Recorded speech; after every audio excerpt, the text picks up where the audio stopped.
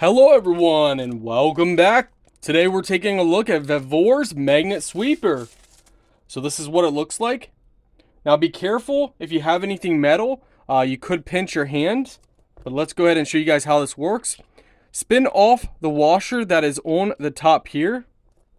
And you're going to place this down in like that. And it's going to look just like this. And you're going to place your washer down inside again.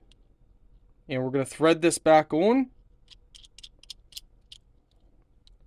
Make sure you get it on the whole way here. You can use a wrench or a tool if you want to make it even tighter.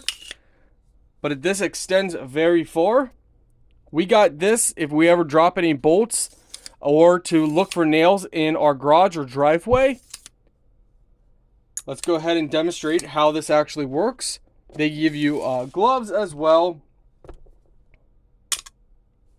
So the magnets pick up all things metal, which is excellent for many different applications.